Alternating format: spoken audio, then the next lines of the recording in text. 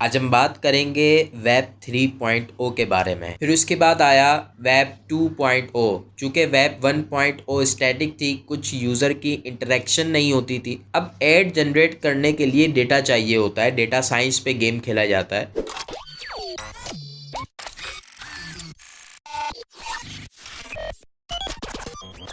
बिस्मिल्लाहिर्रहमानिर्रहीम, अल्लाहुम्मा सल्ली अला मुहम्मद व अला आलिहि मुहम्मद। तो व्यूवर्स, आज आपको टेक्नीजिया में खुश आमदीद कहते हैं, वेलकम करते हैं। आज हम बात करेंगे वेब 3.0 के बारे में। ये है किस शय का नाम और ये कितना ज़रूरी है और ये क्यों आ रहा है, इसका नाम आजकल हम क्यों सुन रहे हैं, इस बारे में आज हम बात करेंगे। वेब 3.0 को समझने से पहले आप वेब 1.0 को समझिए कि ये किस शय का नाम है, ये किस चीज़ का नाम है। वेब 1.0 देखें, सबसे पहले वेब होती थी जो स्टैटिक वेब कहलाती हैं, यानी कि आप यूं समझिए कि आप सिर्फ वेब खोलते थे और उसको देखते थे, जैसे आप न्यूज़पेपर पढ़ते हैं। फिर उसके बाद आया वेब 2.0। चूँकि वेब 1.0 स्टैटिक थी, कुछ यूज़र की इंटरेक्शन नहीं होती थी, बट वेब 2.0 की वजह से जैसे ही आया, क्योंकि डायनेमिक वेब्स बनने लगी, अब इंटरेक्शन बढ़ने लगी, इंटरेक्शन होने लगी यूज़र के दरमियान। तो अब हुआ ये, और इसमें सबसे ज़्यादा रोल सोशल मीडिया ने भी जो है ना प्ले किया कि यूज़र इंटरेक्शन बढ़ गई। आप अपनी प्रोफाइल अपडेट कर सकते हैं, आप जो है वो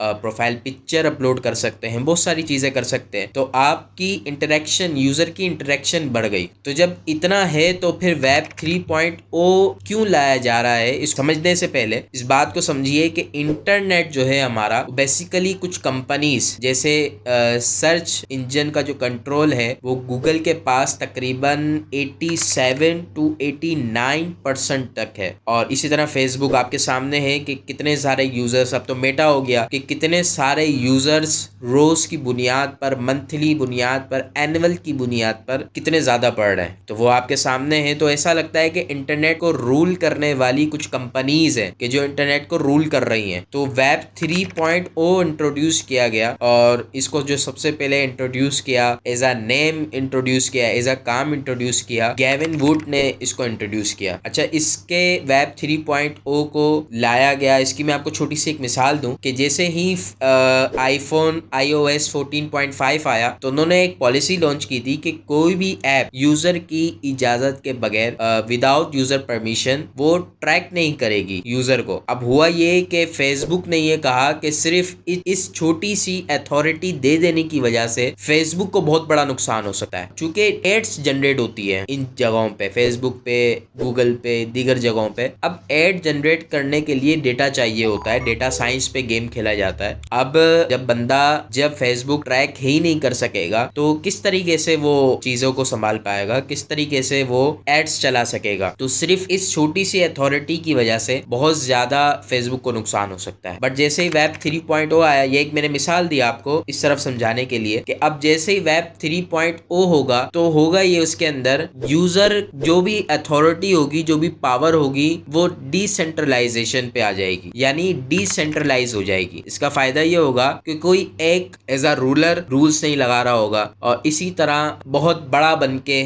जो है वो एथोराइज बन के काम नहीं कर रहा होगा, तो ये डिसेंट्रलाइज हो जाएगा। सेकंड, ये ओपन सोर्स होगा तो के लिए यूज में आसानी होगी। तीसरा, इसका जो बेनिफिट होगा, जो ये काम करेगा वेब 3.0, बेसिकली ये ब्लॉकचेन पे काम करेगा। अब ब्लॉकचेन की मैंने पहले भी मिसाल दी थी एक हमारी वीडियो पे, मेटावर्स पे जो हमने वीडियो बनाई थी, इसका लिंक भी आपको डिस्क्रिप्शन पे मिल जाएगा, अब वहां से जाके देख सकते हैं। मेटावर्स पे हमने गुफ्तगू की है कुछ, तो मेटावर्स के बारे में भी आपको पता लग जाएगा उस वीडियो के अंदर, और आपको ब्लॉकचेन के बारे में भी पता लगेगा। खैर, मैं दोबारा मैं आपसे अर्ज कर देता हूँ ब्लॉकचेन के बारे में। देखिए, ब्लॉकचेन बेसिकली आप यूं समझिए कि एक काम मुख्तलिफ कंप्यूटर्स पे बांटा हुआ है। अब एक डिपेंड करता है दूसरे पीसी पे, दूसरा डिपेंड करता है तीसरे पीसी पे, यानी एक चीज दूसरे पे डिपेंड कर रही है। बट अगर इसको इस तरह कर दिया जाए कि एक पीसी जो काम कर रहा है वो उसी का काम है और वो डिपेंड नहीं करता दूसरे पे, तो होगा क्या कि अगर एक पीसी खराब हो जाता है तो दूसरा काम कर रहा होगा। इसी वजह से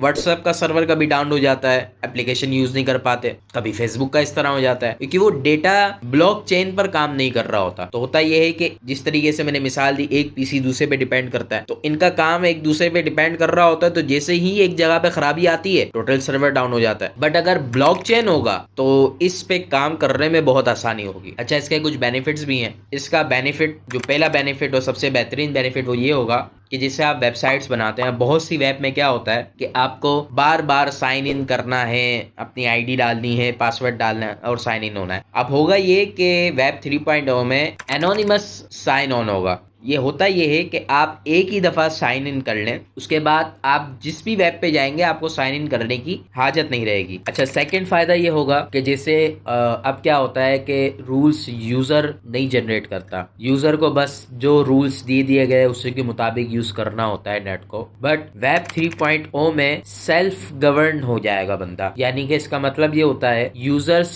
अपने हिसाब से फैसला ले सकेगा। तो ये वेब 3.0 का फ़ायदा होगा। वेब 3.0 का एक और फ़ायदा है और वो ये है कि बेटर सर्च हो सकेगा। आप इसको यूं समझिए कि जैसे आप किसी बंदे से बात करते हैं तो कैसे नॉर्मल अंदाज में हम बात कर रहे होते हैं, बट अभी है गूगल, है सिरी, इस अंदाज से हमें बात करनी होती है या हमें थोड़ा सा उसी लहजे में सर्च करना होता है, उसी जो है वो अंदाज के अंदर सर्च करना होता है। बट ये जो है वेब 3.0 ये बेटर सर्च रिजल्ट दे देगा, यानी कि आपका जो अंदाज है आप उस पर बात कीजिए, ये वेब 3.0 आपको रिजल्ट दे देगा। अच्छा, इसकी वजह से एक और थोड़ा सा फायदा ये हो जाएगा कि सर्च इंजन ऑप्टिमाइजेशन यानी SEO, इस पे जो बहुत सारी कंपनी स्पेंड करती हैं, खर्चा करती हैं, उनका खर्चा भी काफी हद तक बच जाएगा क्योंकि बेटर सर्च रिजल्ट आएगा। अब उसके अंदर रैंकिंग नहीं होगी, तो होगा ये इस तौर पे भी जो कंपनीज जो इतना खर्च कर रही थी उनको इस हवाले से भी बेटर रिजल्ट मिलना शुरू हो जाएगा। अच्छा, ये इतने ज़्यादा फ़ायदे हमने सुने, तो अभी तक इतना मशहूर क्यों नहीं हुआ? वैसे आ चुका है। इसकी मैं थोड़ी सी मैं आपको मिसाल दूँ, इसके हवाले से भी कुछ डिस्कशन की है प्रोफेशनल्स ने। तो वो ये है कि जब एक जगह पर अथॉरिटी नहीं होगी तो रूल्स एंड रेगुलेशंस जो है वो इम्प्लीमेंट नहीं किए जा सकेंगे। यानी आप यूं समझिए कि जिसका जो दिल चाहा, जैसा दिल चाहा उसने वो कर दिया, तो ये तो रूल्स एंड रेगुलेशंस इम्प्लीमेंटेशन ही नहीं हो पाएगी उन चीज़ों की। अच्छा, इसका एक और जो है वो सबसे बड़ा नुकसान हो सकता है वे ऑफ टर्म के हार्डवेयर्स बहुत सी कंपनीज में होंगे तो वो पुराने लगे होंगे, और जो कि पुराने से मुराद के जो अरसा दराज तक यानी लॉन्ग टर्म तक वो यूज करते हुए आ रहे होंगे। अभी जैसे वेब 3.0 अगर वो यूज करने लगे और इतना इस अंदाज से यूज में आ जाए तो एक नुकसान ये भी होगा कि उनको सारा सिस्टम चेंज करना होगा। इस वजह से भी जो है वो इतना फेमस नहीं हुआ in the term of working. वैसे ये आ चुका है। इसकी एक मैं आपको मिसाल दूं, जैसे ब्रेव जो है हमारा ब्राउजर है, इसके जरिए लोग यूज कर रहे हैं और इसके जरिए जो है वो बहुत सारी चीजें हो रही हैं। ये इतना मशहूर नहीं हुआ, लोग उसको यूज नहीं कर रहे हैं। अच्छा, वेब 3.0 का मैं एक और चीज मैं आपको क्लियर करूं, मैं समझता हूं कि आपको इस वीडियो में वेब 3.0 क्या क्या हो सकता है, क्या क्या इसके बेनिफिट्स हैं और क्या क्या चीजें ऐसी हैं जिनकी वजह से ये अभी तक मशहूर नहीं हुआ वर्किंग के हवाले से। तो मैं समझता हूं कि आपको बड़े अच्छे अंदाज से समझ आ गया होगा। तो आप प्लीज वीडियो पसंद आई हो तो चैनल को सब्सक्राइब कीजिए, वीडियो पसंद आई हो तो वीडियो को लाइक कीजिए, शेयर कीजिए, कमेंट्स कीजिए। Thank you.